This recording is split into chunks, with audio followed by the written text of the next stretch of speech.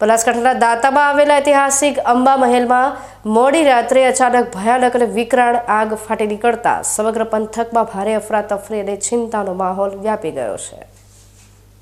મોડી રાત્રિના અંધકાર વચ્ચે અચાનક લાગેલી આ ભીષણ આગની લપેટમાં મહેલ પરિસરમાં આવેલું રાજ પરિવારનું વર્ષો જૂનું પૌરાણિક માં અંબાનું મંદિર આવી ગયું હતું, જેમાં જોતજોતામાં આગના પહાડી મોજા મંદિરની પવિત્ર છત સુધી પહોંચી જતા છત બળીને ખાખ થઈ ગઈ હતી અને આ નજારો જોઈને સ્થાનિક લોકોના જીવ તાળવે ચોંટી ગયા હતા।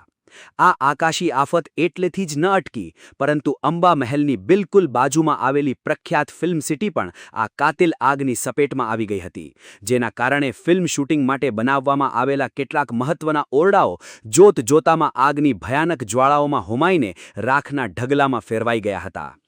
આ સમગ્ર દુર્ઘટનામાં સૌથી મોટી અને આઘાતજનક બાબત એ સામે આવી છે કે દાંતા જેવા પહાડી અને અંતરિયાળ વિસ્તારમાં સરકારી સ્તરે ફાયર બ્રિગેડની કોઈ જ સુવિધા ઉપલબ્ધ નથી અને આ સુવિધાના સદંતર અભાવના કારણે જ સામાન્ય ચિનગારીએ જોતજોતામાં રૌદ્ર અને વિકરાળ સ્વરૂપ ધારણ કરી લીધું હતું, કારણ કે સ્થાનિક સ્તરે આગને કાબૂમાં લેવા માટે કોઈ સાધનો નહોતા।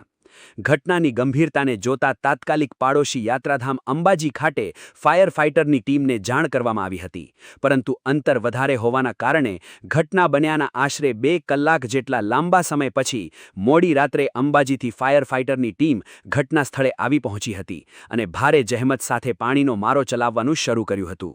બીજી તરફ આ ભયાનક બનાવની જાણ થતાં જ સ્થાનિક પોલીસ કાફલો અને 112ની ઇમરજન્સી મેનેજમેન્ટ ટીમ પણ તાત્કાલિક ધોરણે ઘટના સ્થળે દોડી આવી હતી અને મહેલની આસપાસ એકત્રિત થયેલા લોકોના ટોળાને દૂર કરીને કાયદો અને વ્યવસ્થાની સ્થિતિ સંભાળી લીધી હતી। આ પૌરાણિક અને કિંમતી મહેલની અંદર આખરે આ આગ કયા કારણોસર લાગી, શોર્ટ સર્કિટ થયું કે પછી કોઈ અન્ય કારણ જવાબદાર છે, તેનું રહસ્ય હજુ પણ અકબંધ છે, જ્યારે હાલના તબક્કે ફાયર બ્રિગેડ અને સ્થાનિક લોકોના સહયોગથી આગ પર સંપૂર્ણ કાબૂ મેળવવાની અને તેને ઓલવવાની યુદ્ધના ધોરણે કામગીરી ચાલી રહી છે।